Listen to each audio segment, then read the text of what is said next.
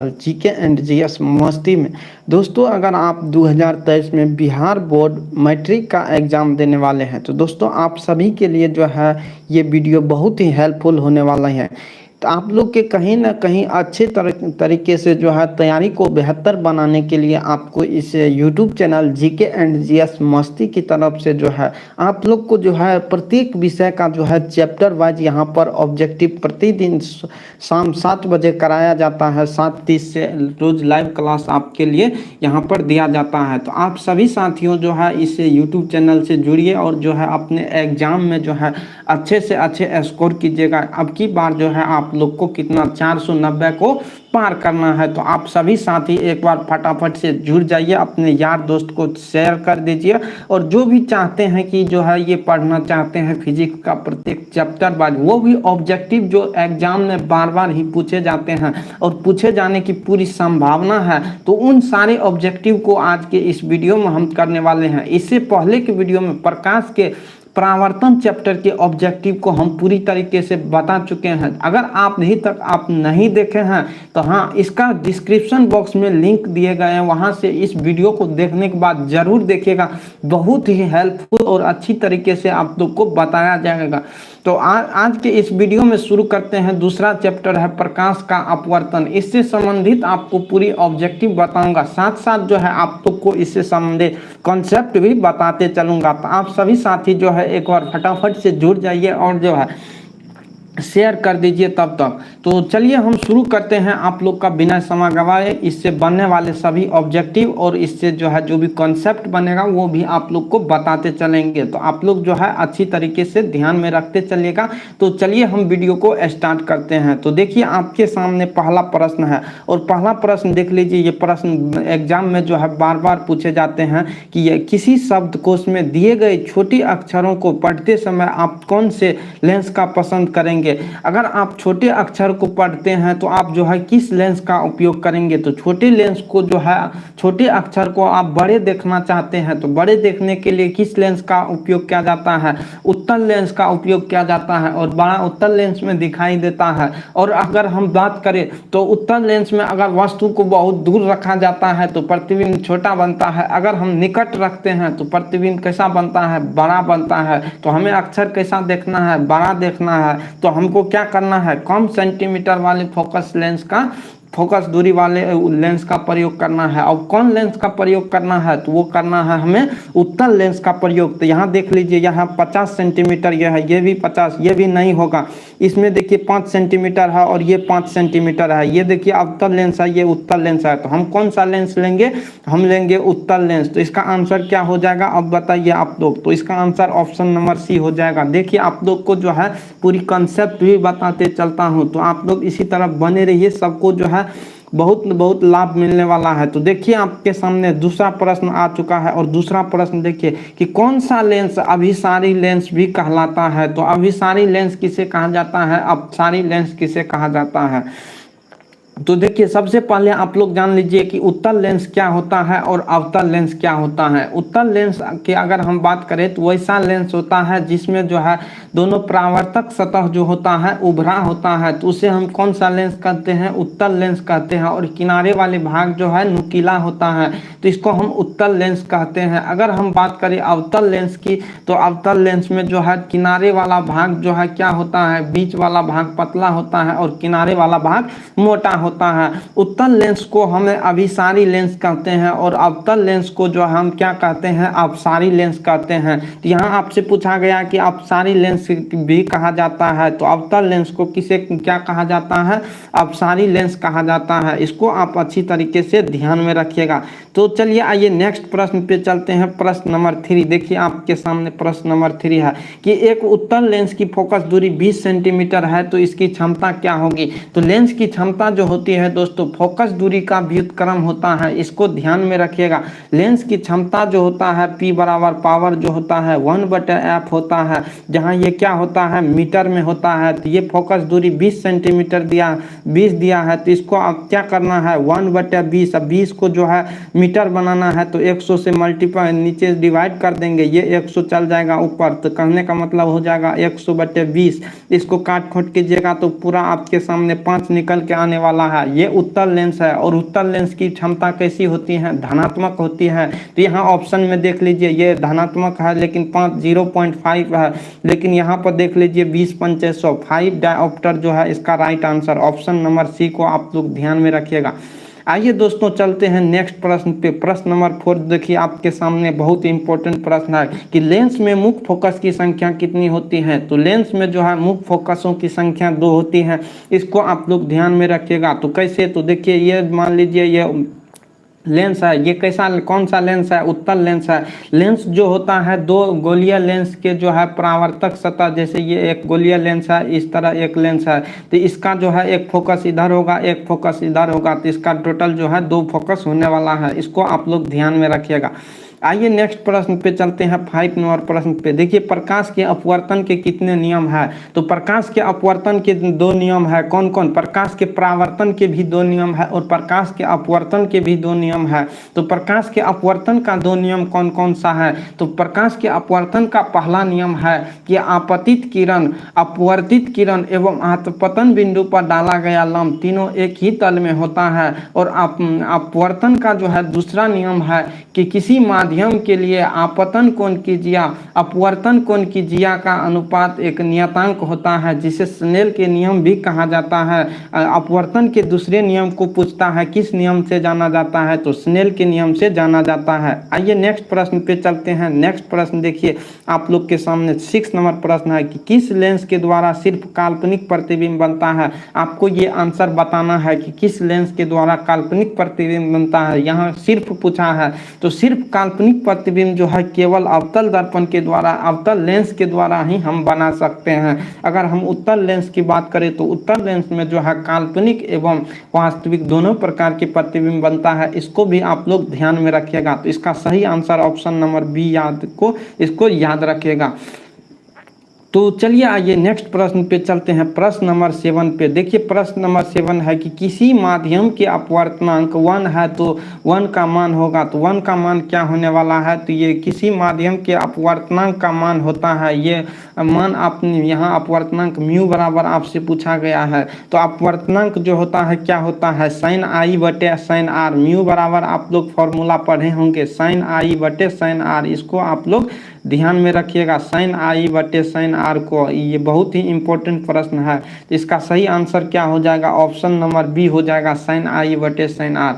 तो चलिए आइए नेक्स्ट प्रश्न पे चलते हैं। प्रश्न नंबर 8 आपके सामने है। देखिए प्रश्न नंबर 8, प्रश्न नंबर 8 है कि अवतल लेंस में आवर्धन m बराबर क्या होता है। तो आवर्धन क्या होता है ये दोस्तों आप लोग ध्यान में रखिएगा कि आवर्धन जो होता है प्रतिबिंब की ऊंचाई एवं वस्तु की ऊंचाई के अनुपात को हम आवर्धन कहते हैं। यह प्रतिबिंब की दूरी एवं वस्तु की दूरी के अनुपात को हम आवर्धन कहते हैं। तो प्रतिबिंब की दूरी को v से सूचित किया जाता है और वस्तु की दूरी को u से सूचित किया जाता है। अब आप बताइए कि आवर्धन क्या होने वाला है। तो आवर्धन जो है v बटे u हो जाएगा, इसको आप लोग ध्यान में रखिएगा।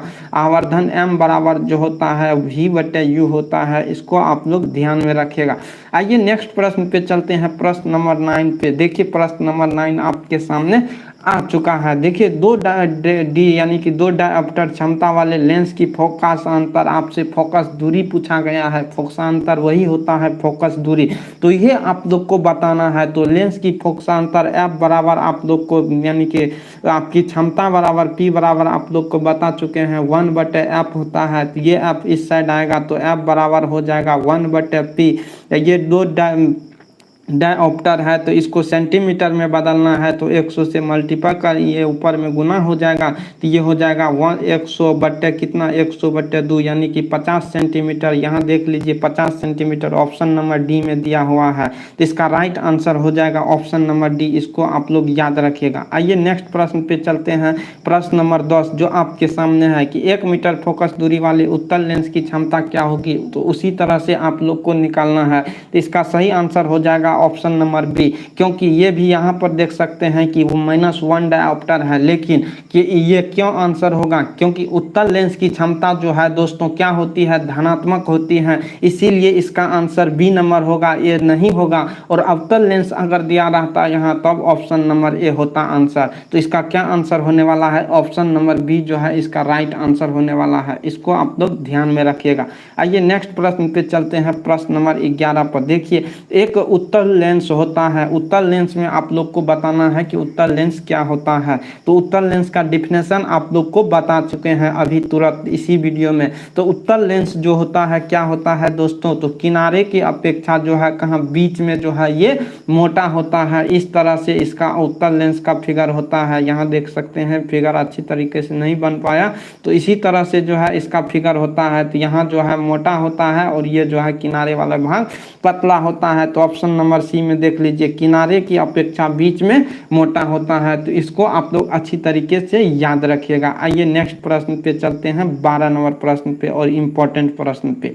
देखिए 12 नंबर प्रश्न जो आपके सामने है कि किसी बीम का वास्तविक तथा समान आकार का प्रतिबिंब प्राप्त करने के लिए बीम को उत्तल लेंस के सामने कहाँ रखना होगा। यह आप प्रतिबिंब की स्थिति में पढ़े होंगे। अगर वस्तु का हमें वास्तविक एवं समान आकार का प्रतिबिंब प्राप्त करना है तो हमें कहाँ पर रखना होगा, वक्रता केंद्र पर रखना होगा। अर्थात वक्रता केंद्र जो है फोकस दूरी का क्या होता है, वक्रता त्रिज्या या वक्रता केंद्र कहा जाए तो फोकस दूरी के दुगुनी पर ही वक्रता केंद्र होता है। जैसे ये मान लीजिए कोई लेंस है, यहाँ इसका ध्रुव है, ये यहाँ फोकस है, तो यहाँ जो है क्या होता है, इसकी दुगुनी दूरी पर जो है वक्रता केंद्र होता है। अगर हम यहाँ पर रखेंगे तो वस्तु का बराबर प्रतिबिंब बनेगा। तो इसका सही आंसर ऑप्शन नंबर बी को आप लोग अच्छी तरीके से याद रखिएगा। आइए नेक्स्ट प्रश्न पे चलते हैं, प्रश्न नंबर 13 देखिए आपके सामने है और ये प्रश्न जो है बार बार एग्जाम में ही पूछे जाते हैं। तो देखिए प्रश्न नंबर 13 है कि निम्नलिखित में से कौन सा पदार्थ लेंस बनाने के लिए प्रयुक्त नहीं किया जा सकता है। तो आप ये बता सकते हैं लेंस बनाने के लिए किसका प्रयोग नहीं किया जा सकता है। तो मिट्टी का प्रयोग जो है लेंस बनाने में नहीं किया जाता है, इसको आप लोग ध्यान में रखिएगा। चलिए नेक्स्ट प्रश्न पे चलते हैं, प्रश्न नंबर 14। प्रश्न नंबर 14 देखिए, दो माध्यमों की सीमा पृष्ठ पर एक प्रकाश की किरण लंबवत आपतित होती है तो अपवर्तन कोण क्या होगा। अगर लंबवत आपतित होती है, मान लीजिए ये कोई ये पहला माध्यम रहा, ये दूसरा माध्यम रहा, इस पर अगर प्रकाश की किरण अगर सीधी पड़ती है तो इसके लिए अपवर्तन कोण का मान जो है कुछ नहीं बनता है। इसके लिए अपवर्तन कोण का मान क्या होगा, 0 हो जाता। अगर इस तरह से पड़ती तो ये आपका अभिलंब होता और यहाँ जो है अपवर्तन कोण बनता है। तो इसके लिए जो है अपवर्तन कोण का मान क्या होने वाला है, 0 होने वाला है। तो इसको आप लोग अच्छी तरीके से याद रखिएगा। आइए नेक्स्ट प्रश्न पे आइए, प्रश्न नंबर 15 पे। प्रश्न नंबर 15 देखिए आपके सामने है कि यदि आपतन कोण आई अपवर्तन कोण आर हो तो कोणीय विचलन बराबर जो फॉर्मूला होता है आई माइनस आर होता है। तो इसको आप लोग ध्यान में रखिएगा। आइए नेक्स्ट पे चलते हैं 16 नंबर प्रश्न पे। तो देखिए 16 नंबर प्रश्न आपके सामने आ चुका है। इसका आंसर आप लोग को कमेंट बॉक्स में लिखना है, क्योंकि आप लोग जो है पहला दूसरा चैप्टर पढ़ चुके हैं। तो देखिए 16 नंबर प्रश्न क्या कहता है, जब प्रकाश की एक किरण दो माध्यमों को अलग करने वाली सतह पर लंबवत पड़ती है, तो लंबवत अगर पड़ती है तो वो क्या होता है, अभी तुरंत फिगर में बताए हैं। अगर लंबवत पड़ती है तो ये कैसी सीधी निकल जाती है, तो ये कैसी हो जाएगी, तो बिना मुड़े जो है सही सीधे निकल जाती हैं। तो इसका आंसर हो जाएगा ऑप्शन नंबर बी, बिना मुड़े प्रकाश की किरण जो है सीधे निकल जाती हैं। आइए नेक्स्ट प्रश्न पे चलते हैं, प्रश्न नंबर 17 जो आपके सामने है। देखिए प्रश्न नंबर 17 है कि पानी से भरी बाल्टी की गहराई में कम मालूम पड़ने के कारण क्या है। तो कम मालूम किसके कारण पड़ता है, तो प्रकाश के अपवर्तन के कारण ही हम लोग को जो है पानी में अगर किसी लीड को या पेंसिल को डुबा देते हैं तो वास्तविक स्थिति से ऊपर दिखाई देता है। अगर हम पानी में मछली को देखते हैं तो वो भी क्या होता है, वास्तविक स्थिति से ऊपर दिखाई देता है। ये सारी घटना किसके कारण होती है, तो प्रकाश के अपवर्तन के कारण होती है। तो इसका आंसर क्या हो जाएगा, ऑप्शन नंबर बी हो जाएगा, प्रकाश के अपवर्तन। इसको आप लोग अच्छी तरीके से ध्यान में रखिएगा। आइए नेक्स्ट पे चलते हैं, प्रश्न नंबर 18 पे। देखिए प्रश्न नंबर 18 जो आपके सामने है और ये बहुत ही इंपॉर्टेंट प्रश्न है दोस्तों।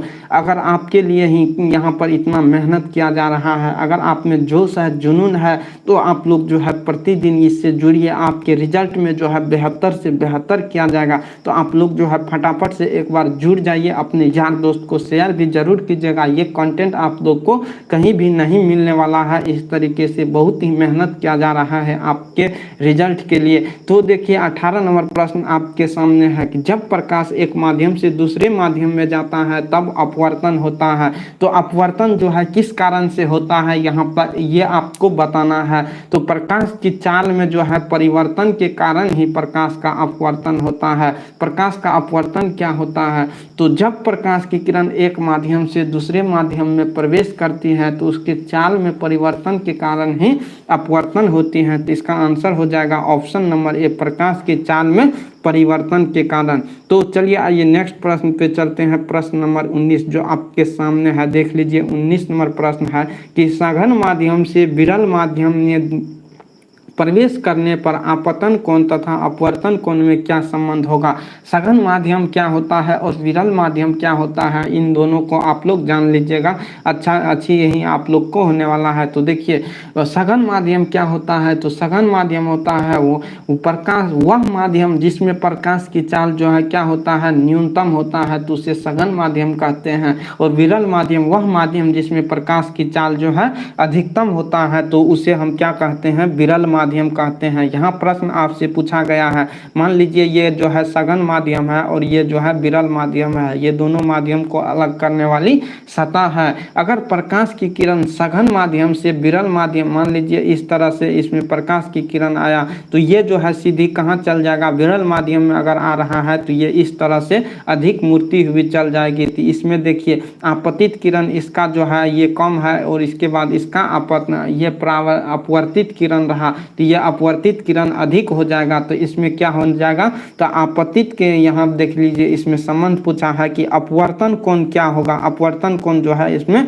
बड़ा हो जाएगा। तो इसका आंसर ऑप्शन नंबर सी को आप लोग याद रखिएगा कि अपवर्तन कोण जो है इसमें बड़ा हो जाएगा। आइए नेक्स्ट प्रश्न पे चलते हैं, प्रश्न नंबर 20 पे। देखिए प्रश्न नंबर 20 है, जब प्रकाश की किरण हवा से कांच के प्रिज्म की अपवर्तन सतह से होकर प्रवेश करती हुई दूसरे अपवर्तन सतह से होकर बाहर निकलती है तो वह मुड़ जाती है। तो ये जो है कहाँ मुड़ती है, अगर प्रिज्म से होकर प्रकाश की किरण गुजरती है तो इस तरह से तो वो कहाँ निकलती है, तो वो जो है सीधी और जो है नीचे आधार की, और ये प्रिज्म का आधार हुआ और ये शीर्ष हुआ। तो ये जो है प्रिज्म के कहाँ मुड़ता है, प्रिज्म के आधार की ओर मुड़ता है। तो ये क्या आंसर हो जाएगा, ऑप्शन नंबर बी आंसर हो जाएगा प्रिज्म की आधार की ओर। चलिए आइए नेक्स्ट प्रश्न पे चलते हैं। प्रश्न नंबर 21 जो आपके सामने है, देखिए 21 नंबर प्रश्न है कि किसी बिंदु वस्तु से निकलकर किरणें किसी लेंस से अपवर्तित होकर जिस बिंदु पर मिलती है उस बिंदु को हम क्या कहते हैं।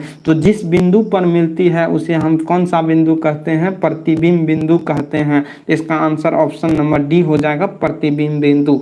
आइए नेक्स्ट प्रश्न पे चलते हैं। प्रश्न नंबर 22 जो आपके सामने है, देख लीजिए प्रश्न नंबर 22 है कि किसका उपयोग जो है लेंस बनाने में नहीं किया जा सकता है। तो ये पहले भी बता चुके हैं कि लेंस बनाने में जो है मिट्टी का उपयोग नहीं किया जाता है। तो इसको आप लोग सी नंबर को याद रखिएगा कि लेंस बनाने में जो है मिट्टी का उपयोग नहीं किया जाता है। आइए नेक्स्ट प्रश्न पे देख लीजिए 23 नंबर प्रश्न जो आपके सामने है। तो देखिए 23 नंबर प्रश्न है कि निम्नलिखित में से कौन सी वस्तु वास्तविक प्रतिबिंब बना सकता है। ये आप लोग को बताना है कि कौन सा ऐसा वस्तु है जो वास्तविक प्रतिबिंब बनाता है। तो ये देख लीजिए, ये अवतल लेंस जो है वस्तु का कैसा प्रतिबिंब बनाता है, अवतल लेंस के द्वारा वस्तु का काल्पनिक प्रतिबिंब बनाया जाता है, लेकिन उत्तल लेंस में जो है वस्तु का वास्तविक प्रतिबिंब भी बनाया जाता है। तो यहाँ क्या आंसर हो जाएगा, ऑप्शन नंबर सी जो है इसका राइट आंसर हो जाएगा। अगर यहाँ रहता कि केवल वास्तविक प्रतिबिंब कौन बना सकता, तो ये केवल वास्तविक प्रतिबिंब जो है ये उत्तल दर्पण वास्तविक एवं काल्पनिक दोनों बनाता है, लेकिन अगर लिखा रहता केवल वास्तविक तब इसका आंसर ऑप्शन नंबर डी को लगाते, लेकिन यहाँ वास्तविक लिखा है तो वास्तविक उत्तल लेंस बनाता है। तो इसका right answer option number C को आप लोग अच्छी तरीके से याद रखेगा। आइए नेक्स्ट प्रश्न देखिए कि प्रकाश एक माध्यम जिसका अपवर्तनांक n1 है, दूसरे माध्यम जिसका अपवर्तनांक अपवर्तनांक N2 है,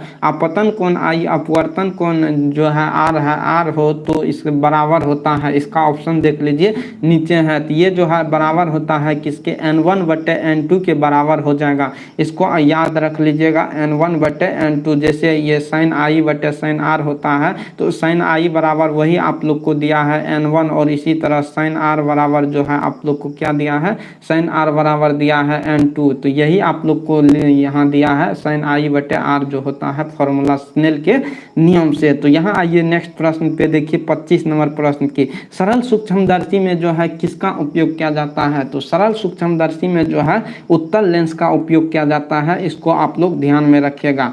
आइए नेक्स्ट प्रश्न पे चलते हैं। प्रश्न नंबर जो है आपके सामने 26 नंबर प्रश्न आइए कि उत्तल लेंस में होता है, तो उत्तल लेंस में क्या होता है, ये उत्तल लेंस के बारे में आप लोग को यहाँ पर बताना है। तो उत्तल लेंस में जो होता है, ये जैसे उत्तल लेंस हुआ तो ये उत्तल लेंस है, तो इसके जो है ये इसका प्रकाशीय केंद्र हुआ, ये जो है इसका ध्रुव हुआ, यहाँ प्रकाशीय यानी कि प्रकाशीय केंद्र ये रहा। इसके बाद जो है ये इसका जो है बाहरी सतह जो होता है यानी कि बीच वाला भाग जो होता है मोटा होता है, और जो है ये किनारे वाला भाग जो यहाँ देखते हैं ये पतला होता है। तो इस यहाँ ऑप्शन में देख लीजिए किनारे के अपेक्षा बीच में मोटा होता है, तो इसका आंसर क्या हो जाएगा, ऑप्शन नंबर ए हो जाएगा, किनारे के अपेक्षा मोटा।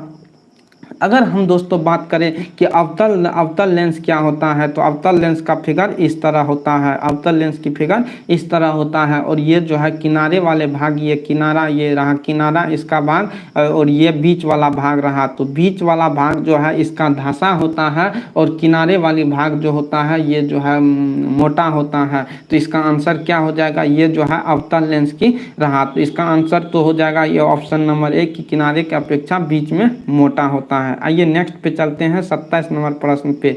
देखिए 27 नंबर प्रश्न आपके सामने है, और 27 नंबर प्रश्न है कि किसी उत्तल लेंस के सापेक्ष कोई वस्तु या बीम किस स्थिति में रखा जाए कि उसका वास्तविक, उल्टा और बराबर एवं समान आकार का प्रतिबिंब प्राप्त होगा। तो ये जो है हमें कहाँ रखना है, फोकस दूरी के दुगुनी दूरी पर अगर हम रखते हैं तो वस्तु का जो है प्रतिबिंब वास्तविक, उल्टा एवं वस्तु के बराबर समान आकार का प्राप्त होता है। तो इसका राइट आंसर ऑप्शन नंबर जो है सी हो जाएगा। आइए नेक्स्ट प्रश्न पे चलते हैं 28 नंबर प्रश्न पे। देखिए 28 नंबर प्रश्न है कि उत्तल लेंस में जब वस्तु को फोकस एवं लेंस के बीच रखा जाता है, तो जैसे ये उत्तल लेंस हुआ, उत्तल लेंस में अगर कहा जाता है अगर वस्तु को यहाँ मान लीजिए फोकस है और ये लेंस है, तो इसके अगर बीच रखा जाता है तो ये प्रतिबिंब कैसा बनता है, तो ये प्रतिबिंब जो होता है वह काल्पनिक होता है, सीधा होता है और वस्तु से बहुत बड़ा होता है। तो यहाँ ऑप्शन में देख लीजिए काल्पनिक एवं उल्टा नहीं होगा, वास्तविक एवं उल्टा नहीं होगा,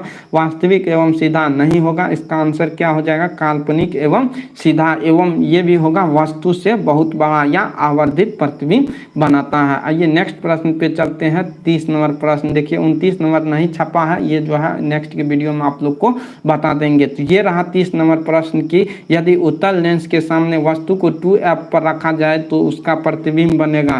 तो ये अगर 2f वही फोकस दूरी यानी कि वक्रता केंद्र पर अगर रखा जाता है तो उत्तल लेंस में प्रतिबिंब कहाँ बनता है, वक्रता केंद्र पर ही बनता है। तो इसका आंसर क्या हो जाएगा, 2f पर ही बनेगा प्रतिबिंब। तो ये रहा आपको आज का ये प्रकाश के अपवर्तन चैप्टर से संबंधित जो है ये 30 इंपॉर्टेंट ऑब्जेक्टिव, और इससे बनने वाले नेक्स्ट के वीडियो में आप लोग को हम बता देंगे इस प्रकाश के अपवर्तन से बनने वाले पूरी ऑब्जेक्टिव जो है नेक्स्ट के वीडियो में पूरी कंप्लीट कर लेंगे। और नेक्स्ट के आने वाले वीडियो में जो हम प्रकाश यानी कि मानव नेत्र तथा रंग बिरंगा संसार के बारे में जो भी ऑब्जेक्टिव बनेंगे उसका हम आप लोग को सॉल्यूशन करेंगे और कॉन्सेप्ट के साथ बताते भी चलेंगे। तो अगर हाँ दोस्तों ये सीरीज आप लोग को कैसा लगा वो कमेंट बॉक्स में जरूर लिखिएगा। अगर हाँ आपके लिए लगा है ना कुछ विशेष किया जा रहा है तो आपको एक बार वीडियो को लाइक कर दीजिएगा। अगर हाँ इस यूट्यूब चैनल पर न्यू आते हैं ना, चैनल को सब्सक्राइब कर लीजिएगा, क्योंकि आपके एग्जाम को बेहतर से बेहतर इसी यूट्यूब चैनल के माध्यम से बनाया जाएगा।